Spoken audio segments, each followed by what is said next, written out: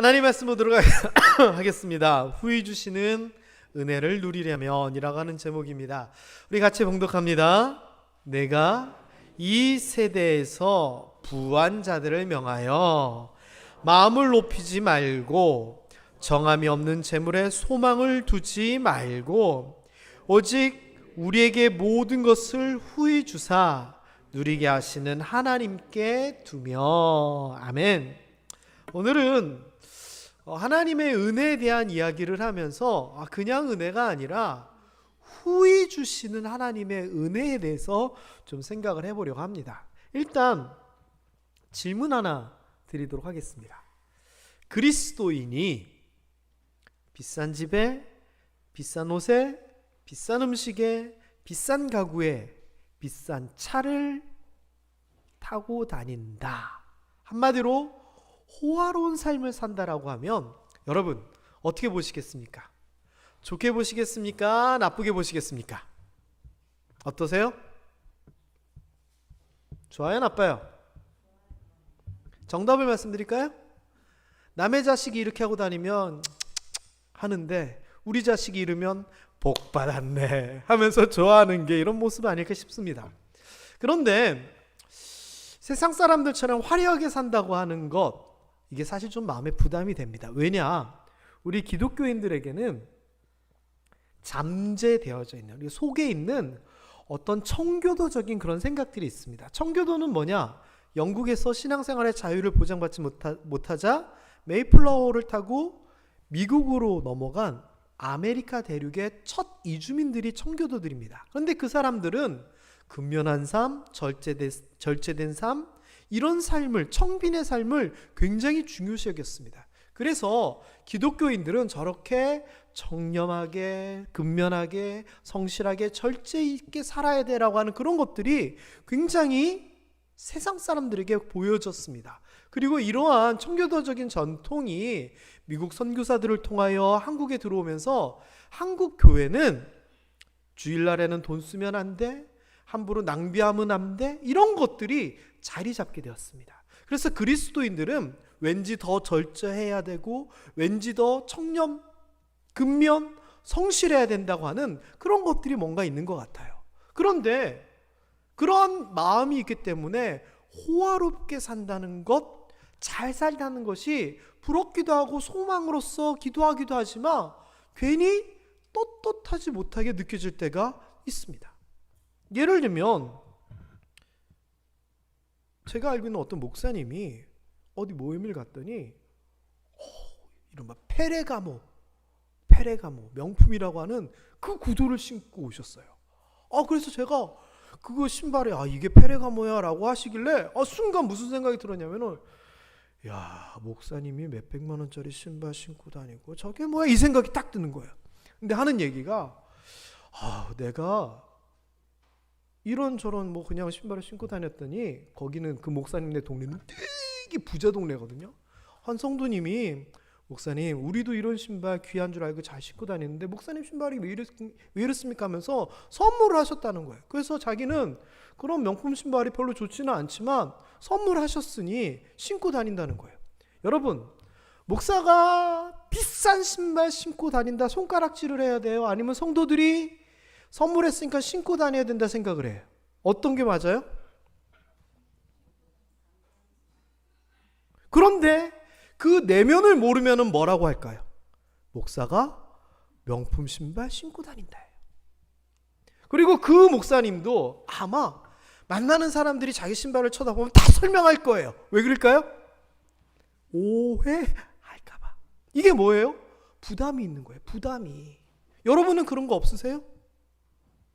교회 다니는 사람이 이렇고 그리스도인이 이렇고. 오늘 거기에 대한 이야기를 좀 정리를 해드릴 거예요. 하나님, 비싼 집, 비싼 옷, 비싼 음식, 비싼 가구, 비싼 차 주시옵소서. 기도해야 돼요, 말아야 돼요? 진짜 대답하기 애매하죠? 정리 오늘 명쾌하게 해드릴게요. 자, 일단 하나님에 대한 이야기를 좀 먼저 좀 할게요. 하나님에 대하여서 성경에서는 뭐라고 표현했냐면은 후히 주시는 하나님이다 라고 얘기해요. 후히 준다. 후하게는 뭐예요? 여기 원어 보니까 말이 너무 정확하더라고요. 풍부하게 부유하게 충분히 주시는 하나님이다라는 거예요. 그래서 하나님은요 째찌한 하나님이 아니다라고 성경에서는 얘기해요. 좀 살펴볼까요? 마태복음에 보면은 오병이어 기적이 나와요. 잘 아시는 얘기죠.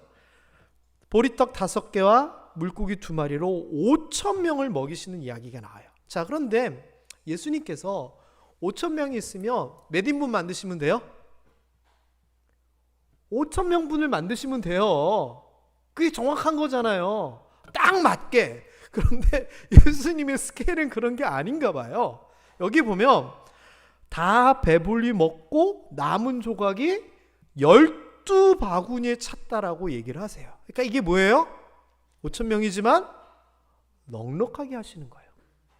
저는 이걸 보면서 무슨 생각이 들었냐면은 저희 처갓집에서 밥 먹었던 것이 생각이 났어요. 왜냐면은 이렇게 넉넉하게 준다라고 하니까 한국 사람하고 중국 사람의 그 태도가 그 기본적인 생각들이 좀 다르거든요. 한국 사람은 누군가가 밥을 차려주면 남기는 게 예의예요? 다 먹는 게 예의예요? 그쵸? 그 생각하다 보니까 처갓집에 처음 간 생각이 들어요. 제가 언제 한번 얘기했어요.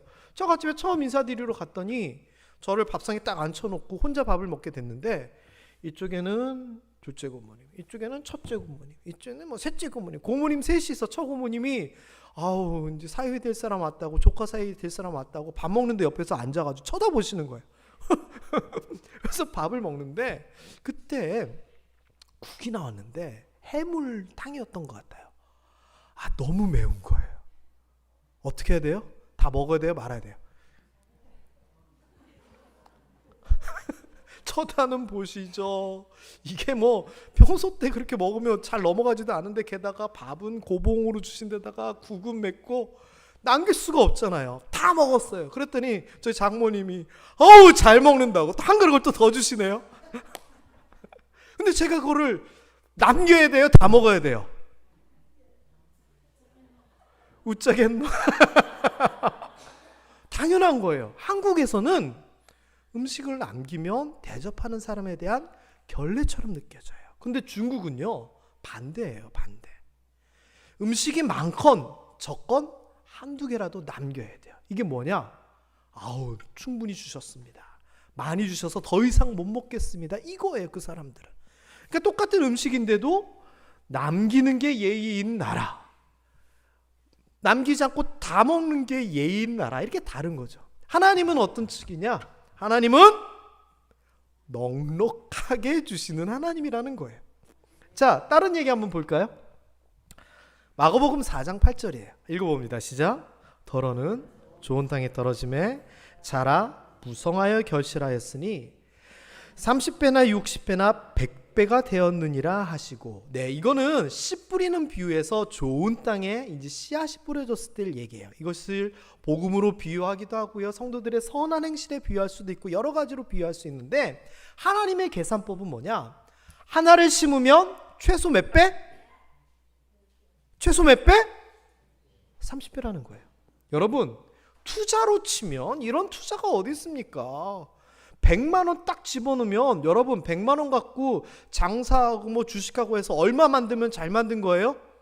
솔직히 10배만 만들어도 100만 원 갖고 1000만 원을 만들었어? 이거 최고의 투자입니다. 그런데 하나님의 이 스케일은 어느 정도? 최소 30배라는 겁니다. 그러니까 하나님이 생각하시는 이 숫자 개념이 우리랑은 좀 틀려요. 게다가 이삭 이야기, 얼마 전 월삭 때도 한번 설명을 드렸는데 창세기 26장에 보면 이삭이 하나님께 복을 받아가지고 부자가 된 얘기가 나와요. 그런데 여기에 보면 재미있는 숫자가 나오는데 그게 뭐냐? 100배나 얻었다라고 하는 숫자예요. 100배. 이삭이 원래 뭐 하던 사람입니까? 양치던, 그러면서 돌아다니면서 목축하던 사람입니다. 그런데 흉년이 들어서 풀이 없다 보니 그래도 비옥한 블레셋 땅에 들어가가지고 신세지는 빌붙어서 살게 됐습니다.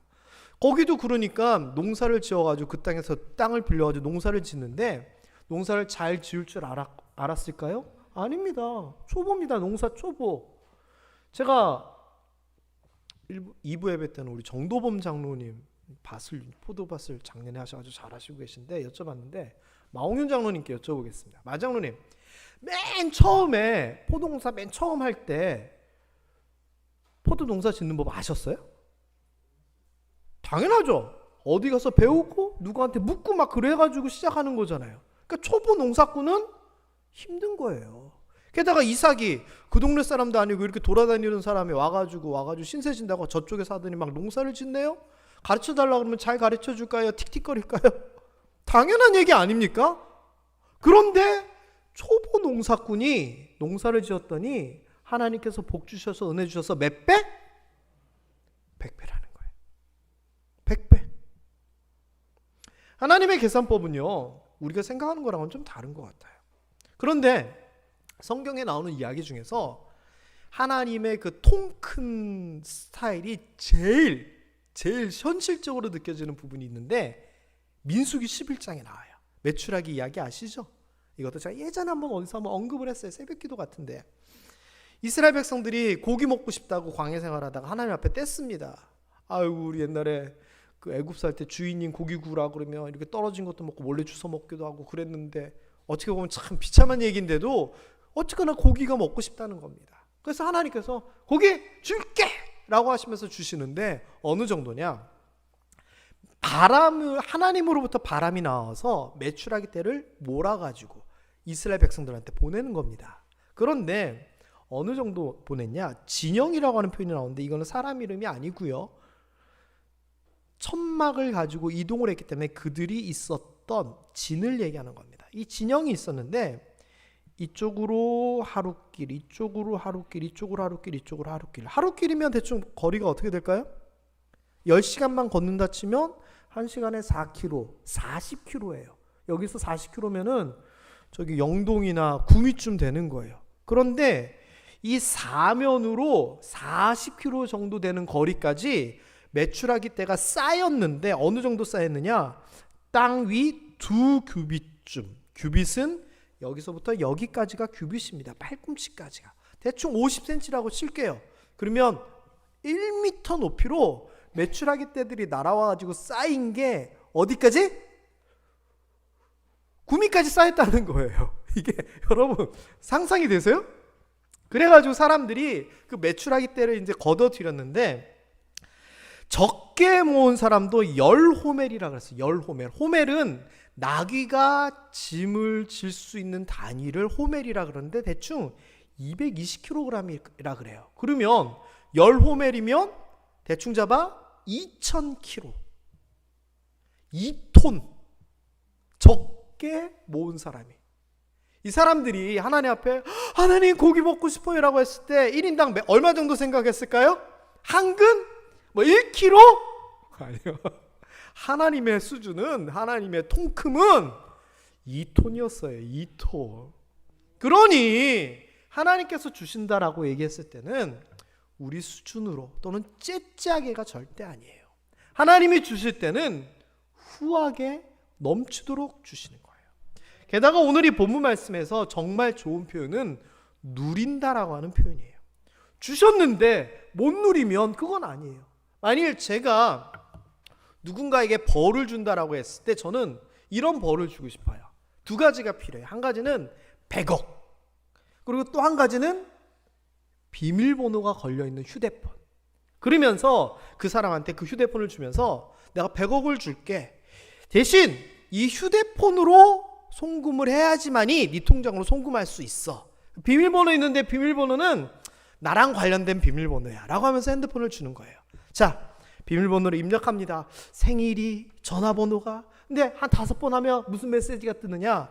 비밀번호를 잘못 입력하였습니다. 1분 후에 다시 입력하시기 바랍니다. 근데 1분 안 기다리고 또 했어요. 그러면 1분 안 기다렸으니까 그 다음에는 1시간 있다 입력하시기 바랍니다. 그럼 1시간 동안 또 기다리는 거예요. 번호가 몇 번일까? 아, 그래. 자동차 뒷번호일 거야. 또 했더니 또 오류입니다. 하루 있다가 입력하십시오. 계속 늘어납니다. 그러면 그 사람은요 100억이 손안에 있는데 계속 갖지는 못하고 기다리기만 하고 초조해지면서 그렇다고 희망이 없는 것도 아닌 정말 힘든 상태가 돼요. 이른바 피가 마를 것 같아요. 100억이 손안에 있으면 뭐합니까? 라면 하나 사 먹을 수 없는데 그렇다고 버릴래야 버릴 수도 없고. 그거는요, 가지고 있으나 누리지 못하는 것은요, 복이 아니라 오히려 벌이에요. 그런데 하나님께서 뭐라고 얘기하시냐? 누리게 하신다는 거예요. 이 누리게 한다라고 하는 표현이 아폴라우시스라고 하는 단어를 썼더라고요. 그런데 이 아폴라우시스는요, 그냥 말 그대로 즐거움을 누리는 거예요. 향유하다, 향락을 누리다, 이 표현이에요. 그러니 여러분 잘 생각해 보세요. 하나님께서 후히 주시고 그 주신 것을 우리로 하여금 마음껏 누리고 즐기라 하신 거예요. 그러니 하나님께서 주신 것이 있으면 그걸 가지고, 그 물질을 가지고 내가 기쁘게 사용하는 것은 죄예요, 아니에요? 죄가 아니에요. 재정적으로 여유가 됐을 때 좋은 차를 사고 좋은 옷을 사는 것은 그리스도인에게 죄예요, 아니에요? 아니에요. 하나님이 주신 것을 가지고 내가 누리고 있으면 그건 죄가 아니에요. 게다가 영역, 부문에 대한 이야기예요. 하나님께서 주시는데 뭘 주시고 뭘 누리게 하시냐? 뭐 마음의 평화, 뭐 내적 아니에요. 오늘 본문에서는 뭐라고 얘기하냐면은 모든 것을 우리에게 후히 주시고 그것을 누리게 하신다라고 얘기하는 거예요. 저는 이렇게 기도했으면 좋겠어요. 제가 여러분들한테 이렇게 기도하시라고, 하나님 앞에 이 성경 말씀 내밀고 기도하라고 굉장히 강조하잖아요. 여러분이 기도하실 때 하나님 이거 주세요라고 기도할 때 이 구절을 인용했으면 좋겠어요. 하나님 모든 것을 후히 주시고 누리게 하신다고 하셨지 않습니까? 저 돈 없으니까 돈도 주시고, 건강도 없으니까 건강도 주시고, 뭐도 주시고 얘기할 수 있어요. 근데 이게요, 때로는 좀 뻔뻔하게 느껴지지 않아요? 하나님 앞에 우리가 뭐 맡겨놨어요? 그런데요, 그렇지 않아요. 우리가 다른 면에 있어서 자격이 있느냐 뭐 이런 걸로 치면은 자격이 없어서 그저 불쌍히 여겨주세요, 사랑으로 어떻게 해주세요 라고 얘기하지만, 하나님께서 말씀하신 그 약속이 있으면은 하나님 앞에 하나님 말씀하셨고 지키신다고 하셨으니 이 말씀대로 해주세요 얘기할 수 있는 거잖아요. 게다가 우리가 대가를 치렀느냐? 우리는 대가를 안 치렀는데요, 누군가가 대신 대가를 치러줬어요. 누가? 예수 그리스도께서 십자가의 죽음과 부활을 통하여 자격이 없던 우리들에게 자격을 가지게 하시고 약속의 자녀들이 되게 하신 거예요. 여러분, 나는 돈이 없어요. 그런데 어저께 우리 문문용 집사님 그 결혼식장에 갔어요. 가가지고 식권을 받았거든요. 제가 낸 게 아니에요. 제 돈이 아니에요. 근데 식권을 주셔가지고 그걸 내고 식당에 갔어요. 식당이 너무 좋더라고요. 정말 좋았습니다. 결혼식이 없다가 모처럼 결혼식 가니까 좋더라고요. 저번에 마장로님 때도 맛있게 먹었고 어제도 맛있게 먹었는데, 그런데 가서 내가 낸 돈이 아니니까 식권 받아서 산 거니까 우동 주시는 분한테 저 죄송한데 제가 우동이 한 그릇 먹고 싶은데 한 그릇만 주실 수 없습니까? 이렇게 얘기합니까? 갈비찜 주시는 분한테 갈비찜이 너무 먹고 싶은데 한 조각만 주세요 이럽니까? 아니에요.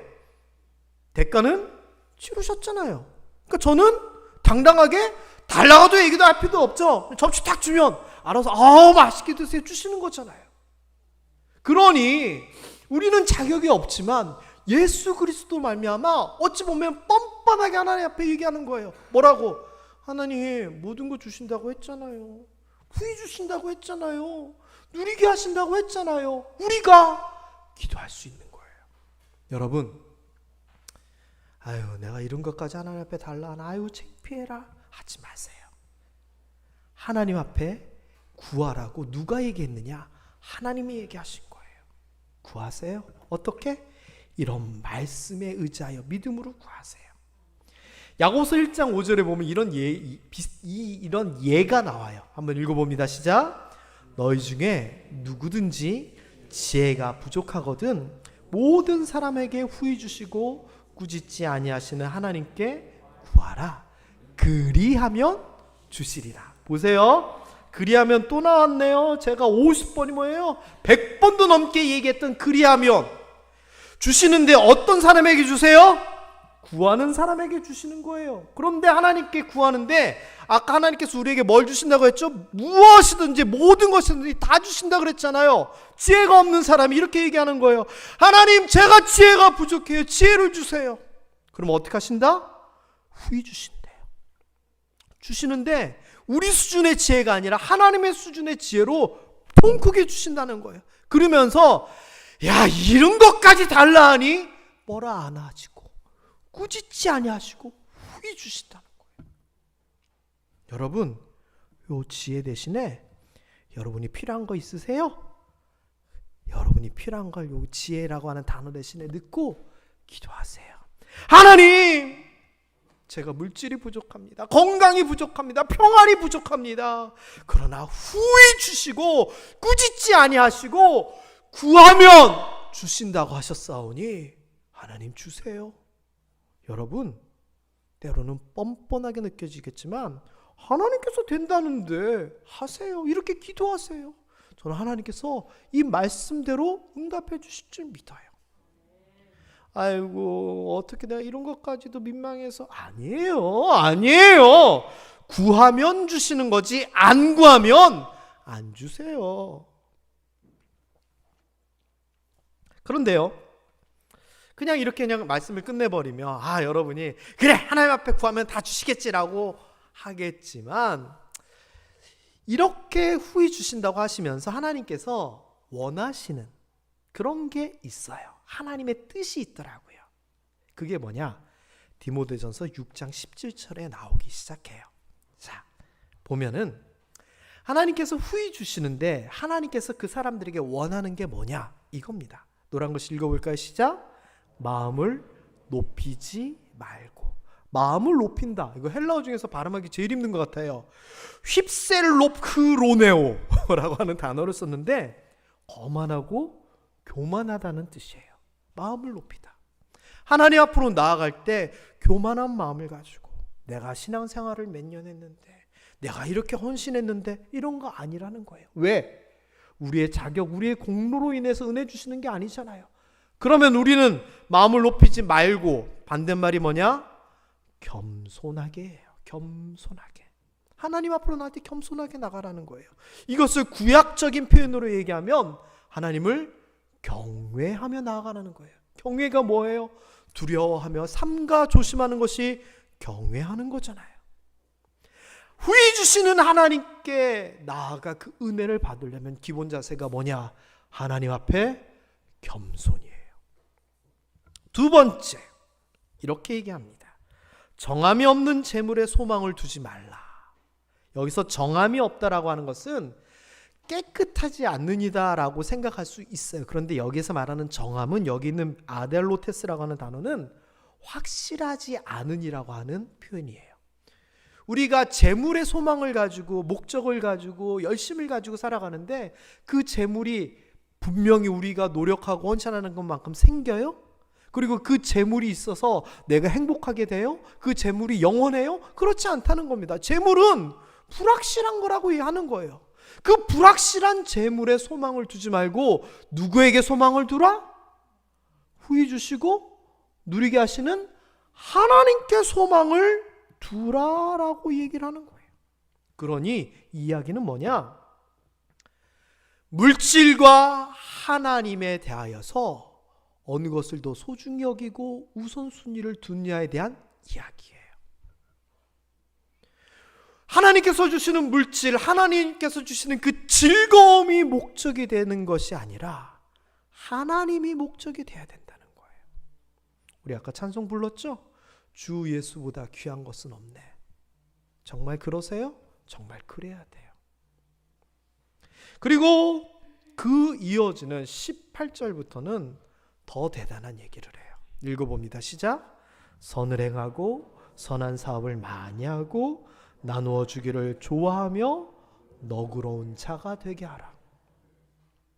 이게 뭐예요?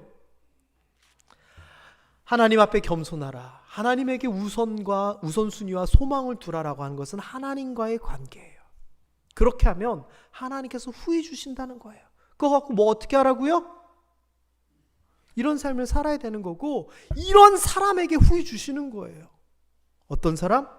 선을 행하고 선한 사업 구제를 하고 없는 사람에게 나눠주고 요청하는 사람에게 너그럽게 대하는 삶을 살라는 거예요. 이것은요, 성경에서 얘기하는 하나님 사랑, 이웃 사랑을 동일하게 중요한 하나님의 계명이다라고 얘기하신 예수 그리스도의 얘기와 동일한 거예요. 우리는요, 복 받으려면 하나님 앞에 매달리고 기도하면 된다라고 생각했죠? 우리가 노력하고 부르짖으면 된다 생각했죠? 아니요. 우리의 노력과 부르짖음이 아니라 하나님의 은혜예요. 그리고 그 은혜가 예수 그리스도로부터 말미암아 우리에게 임하게 된 거예요. 그리고 그 은혜는 후히 주시고 누리게 하는 귀한 거예요. 그리고 이것을 제대로 누리려면 우리가 하나님 앞에 바로 설 뿐만 아니라 이웃들과의 관계에서도 먼저 나눠주고 너그럽게 여기 있는 것처럼 선하게 살아야 된다라고 하는 거예요. 누가복음 6장 38절에서도 똑같이 얘기해요. 읽어봅니다. 시작. 주라 그리하면 너희에게 줄 것이니 곧 후히 되어 누르고 흔들어 넘치도록 하여 너희에게 안겨주리라. 너희가 헤아리는 그 헤아림으로 너희도 헤아림을 도로 받을 것이니라. 이 말이 뭐냐면은요, 헤아리는 이 말, 네가 한 대로 내가 해줄게라고 하나님께서 얘기하시는 거예요. 네가 가난한 사람들에게 이렇게 생각하고 이렇게 대한 것처럼 나도 너에게 그렇게 생각하고 그렇게 대할 거다라는 거예요. 다른 점이 뭐냐, 하나님께서 대하고 헤아리고 갚아주실 때는 단위가 최소 몇 배? 아까 봤잖아요. 몇 배? 30배가 된다는 거예요. 그래서 뭐라고 얘기하느냐, 나눠줘라, 섬겨라. 그리하면, 또 그리하면이 나오네요. 너에게 누가? 하나님이 줄 것이다 라고 얘기를 하는 거예요. 근데 우리는 맨날 뭐만 얘기하느냐, 주여 우리에게 후히 되어 누르고 흔들어 넘치도록 하여 주시옵소서 라고 얘기하는데, 이거는 우리가 남에게 먼저 주지 아니하면 절대 우리에게 일어나지 않는 일이에요. 왜? 하나님께서 네가 한 대로 갚아줄게 라고 말씀하시니까. 그러면 여러분, 하나님 앞에 후히 받으려면 우리가 어떻게 하면 되는 거예요? 하나님과의 관계, 이것도 있지만 나누고 섬기는 삶이 있어야지만 그만큼 받는다는 거예요. 작년에 이웃사랑 헌금 관련된 얘기를 하면서 제가 이런 얘기들을 굉장히 많이 얘기했어요. 그런데 모든 결론은 똑같았어요. 뭐였죠?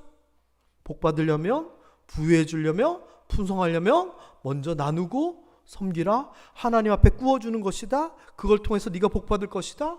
성경에서는 계속 얘기하는 거예요. 제가 얼마 전에 어떤 목사님을 만났는데 너무 부러웠어요. 왜 부러웠냐면은 그 목사님이 이런저런 과정 가운데 고아원 관련된 분들한테 강의를 할 일이 있었대요. 그래서 강의를 하다가 수원에 있는 어떤 고아원 분하고 얘기를 하면서 도전을 받은 거예요. 그래서 아내하고 상의를 해서, 그 아내가 일을 하고 계시는 분, 좀 특수하게 일을 하시는 분이라서 그 아내가 1,000만 원을 그 고아원에 후원을 하기로 했다는 거예요. 자, 그런데 1,000만 원을 그냥 후원한다라고 얘기했으면 그냥 별로 그냥 그렇구나 잘하셨네라고 하는데, 내용을 보고서 제가 너무 부러웠어요. 첫 번째 뭐를 했느냐, 고아원에 있는 아이들에게는 국가에서 먹을 거 이런 거 다 주지만 용돈을 준대요. 근데 용돈이 얼마냐, 초등학교 저학년들은 1,500원, 3,000원. 하루에가 아니라 한 달에. 중학교, 고등학생들은 한 달에 12,000원, 15,000원 이 정도의 금액을 준다는 거예요. 근데 여러분 생각해 보세요. 15,000원 한 달에 용돈 받으면 뭐 할 수 있을까요? 고아원에서 가족의 돌봄을 받지 못하는 그 아이들이 사고 싶은 거 하고 싶은 거 많이 있겠지만 그걸 채울 수가 없는 거예요. 그래서 그 목사님이 그 얘기를 듣고 상의를 해가지고 그 아이들에게 용돈을 주겠다라고 얘기를 한 거예요. 그래서 아이들에게 3만 원, 5만 원, 10만 원 용돈을 다 줬대요. 아이들이 얼마나 행복했을까요? 그 목사님이 누구냐? 김천 출신의 우리 필리핀 선교하러 갈 때 같이 도와주시게 됐던 그 김성학 목사님이에요. 김성학 목사님이 필리핀에서도 고아원 사역 돕잖아요. 거기에서는 어떻게 한다 그랬냐면, 기억나세요? 필리핀 그 고아원 아이들 다 데리고 우리로 치면 롯데마트 이마트를 데리고 가서 5만 원씩 쥐어주고서는 큰 돈이에요. 사고 싶은 거 사라. 이거 한다는 거예요. 그 아이들은 1년에 한 번 있을까 말까 그날만 손꼽아 기다리는 거예요. 너무나 큰 선물이죠. 근데 그것을 이번에 한국에서도 했다는 거예요. 그런 식으로. 그런데 돈이 남았대요. 그래가지고 1,000만 원을 예상했기 때문에 또 필요한 게 없냐 했더니 고등학교를 졸업하고 대학을 가는 애들이 있는데 걔네들을 좀 도와줬으면 좋겠다는 거예요. 그래서 물어보니까 뭐가 필요하니 애들한테 물어봤더니 노트북이 필요하다는 거예요. 요즘 젊은 애들, 대학교 다니는 애들 다 이로 노트북 가서 이러잖아요. 그런데 고아원 시설소에 있던 아이들이 이제 막 고등학교 졸업한 애들 이런 게 어디 있어요. 그래서 졸업하는 애가 몇이니까 3명이라 그래서 노트북을 한 대씩 다 사줬대요. 그리고선 아이들에게 또 물어봤대요. 갖고 싶은 게 또 뭐가 없냐고 애들한테. 그랬더니 아이가 그러더래요. 딸기가 먹고 싶다고. 걔네들한테는 그런 게 사치라고 생각하나 봐요.